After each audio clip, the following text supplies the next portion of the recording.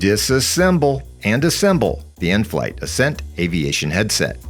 First things first, loosen the set screw and remove the microphone and boom assembly. With the microphone and microphone boom already pre-removed, undo the clips on the headband to free up the ear cup cables. Grab your 2mm Allen wrench. Lefty-loosey, righty-tighty applies here. Lefty-loosey the little set screws. Do the front of the headphone first and then the backside. It should remove fairly easy without too much work by your finger muscles, but do keep an eye on these little things because they like to roll and slip away. Flip the headphone over and get the other side.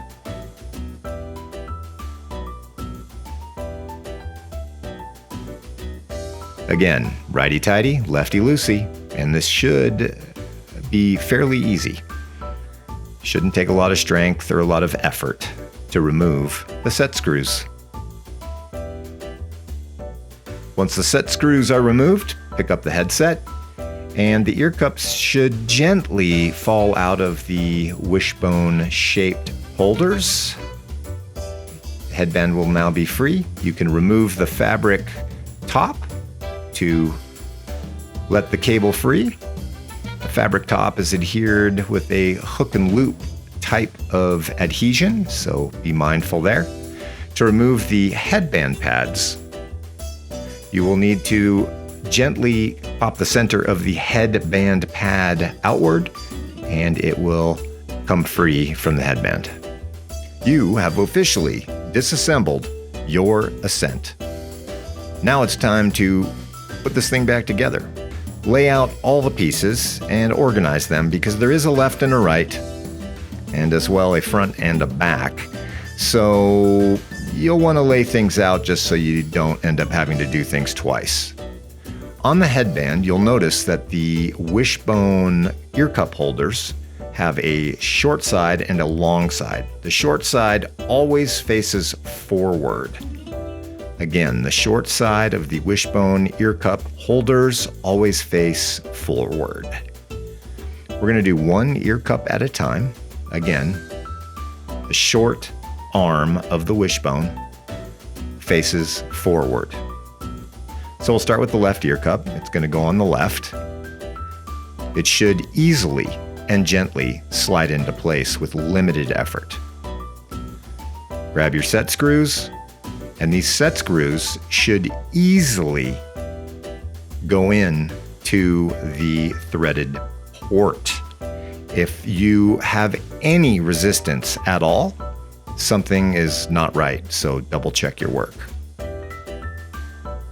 And remember, as we have empirically tested, these little set screws can get away from you. So keep your eye on them and do not do this assembly anywhere where you could drop one of these set screws and lose it. Keep your area clean and tidy. It is now time to attach the right ear cup. Make sure that the cord, the cable attaching the right and left ear cup, is not coiled, twisted in any way. It needs to lay softly and correctly across the top of the headband. Fold in the left ear cup to move it out of the way, and then the right ear cup should easily slide into the wishbone ear cup holder on the bottom of the headband.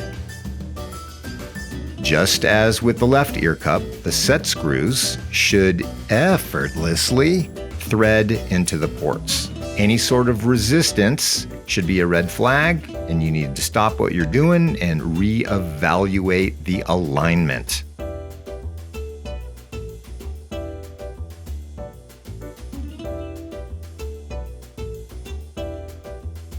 At this point, your left and right ear cups are back on and ready for use.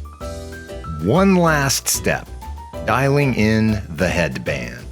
Keep in mind that the clips that go onto the headband do have a front and a back and need to be positioned so that the audio cable between the ear cups runs across the back side of the headband itself. Make sure the headband is not fully extended. It will make things a little bit more difficult, so collapse the headband a bit. You will notice 2 tabs on the headband cushion. Those tabs easily fit into little slots on the headband itself. Then you can push the headband into place and then line the cable up with the open groove on top of the headband pad.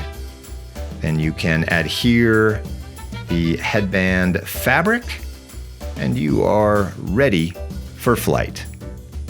Oh well, of course you got to put the microphone back on, but heck, if you've made it this far, I think you got this.